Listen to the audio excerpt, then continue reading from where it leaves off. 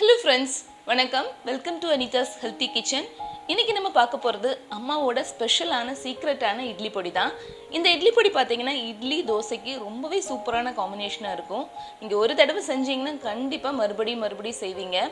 இதை நம்ம செஞ்சு ஒரு மாதம் வரைக்கும் ஸ்டோர் பண்ணி வச்சுக்கலாம். இப்போ வாங்க அந்த இட்லி பொடி எப்படி செய்யலான்னு பார்க்கலாம்.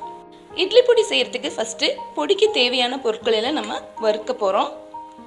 முதல்ல நம்ம அரிசி எடுத்துக்கலாம். அரிசி ஒரு கப்பு இட்லி அரிசி எடுத்திருக்கேன். இதை 3 போர்ஷனா நம்ம வறுத்தெடுக்க போறோம். இது எதுக்காகன்னா அரிசி நல்லா பொரிஞ்சு வரணும். அதுக்காக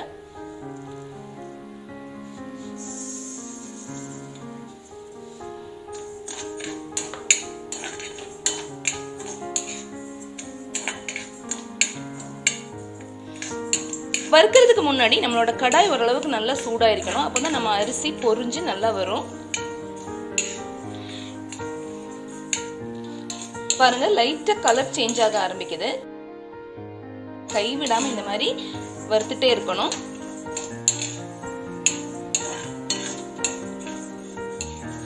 அரிசி நல்லா வறுபடும் போது அதோட கலர் சேஞ்ச் ஆகி வெடிக்க ஆரம்பிக்கும். அதை வச்சு நம்ம தெரிஞ்சுக்கலாம் அரிசி நல்லா வறுபட்டுருச்சு. இப்போ இதே மாதிரி மீதம் இருக்கிற 2 போர்ஷனையும் நம்ம நல்லா வறுத்தெடுத்துக்கலாம். இப்போ எல்லா அரிசியும் வறுத்தெடுத்தாச்சு. நம்ம ஒன்றா சேர்த்து வறுக்கும் போது இந்த அளவுக்கு நல்லா ஃப்ரை ஆகாது. அதுக்காக தான் நம்ம 3 போர்ஷனாக வறுத்தெடுத்தோம். இப்போ இது இருக்கட்டும். அடுத்ததான் நம்ம கடாயில் 3 டேபிள் ஸ்பூன் உளுந்த வறுத்துக்கலாம்.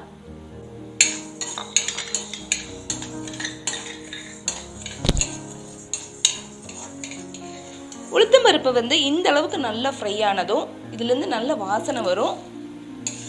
இப்போ நம்ம இதை எடுத்து வச்சிடலாம். அடுத்ததா இதுல 1/4 கப்பு பொட்டுக்கடலை சேர்த்துக்கலாம்.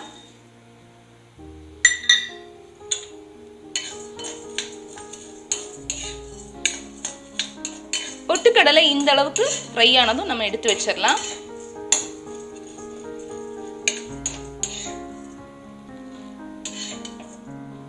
அடுத்ததா இதுல ஒரு 20 காஞ்ச மிளகாவை சேர்த்துக்கலாம். மிளகாய் வறுக்கும் போது நம்ம லோ ஃப்ளேம்லயே வச்சுட்டு வறுக்கணும். காரம் உங்களுக்கு ஏத்த மாதிரி கூட்டவோ குறைக்கவோ செய்யலாம். மிளகாய் கலர் சேஞ்ச் வர வேண்டிய அவசியம் இல்லை. ஒரு 2 நிமிஷம் நீங்க நல்லா வறுத்தெடுத்தா போதும். அடுத்ததான் நம்ம மிளகாய் வறுத்துக்கலாம். மிளகு 2 டீஸ்பூன் மிளகு எடுக்கிறேன்.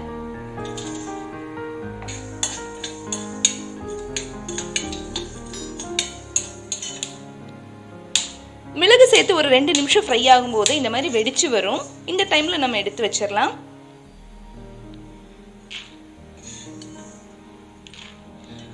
அடுத்ததான் நம்ம ஒரு ஸ்பூன் எண்ணெயை விட்டுக்கலாம். எண்ணெய் ஓரளவுக்கு சூடானதும் இதுல கட்டி பெருங்காயம் இந்த சைஸ் அளவுக்கு எடுத்துட்டு நம்ம சேர்த்துக்கலாம்.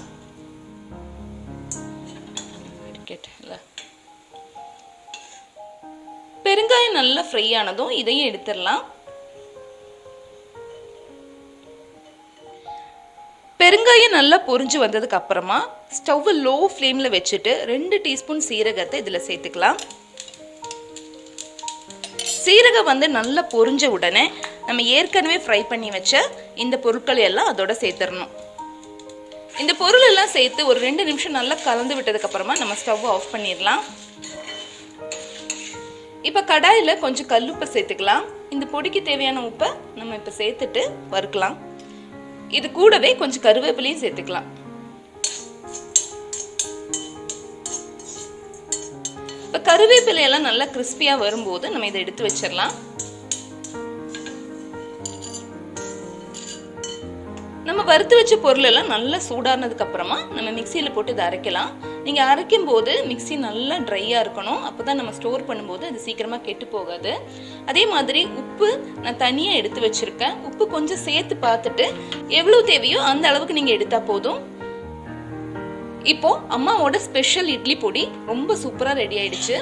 பொடிக்கு தேவையான உப்பு சேர்க்கும் போது பாதி உப்பை சேர்த்துட்டு அதுக்கப்புறமா எவ்வளவு தேவையோ 2வது தடவையா நீங்க சேர்த்து கொடுங்க.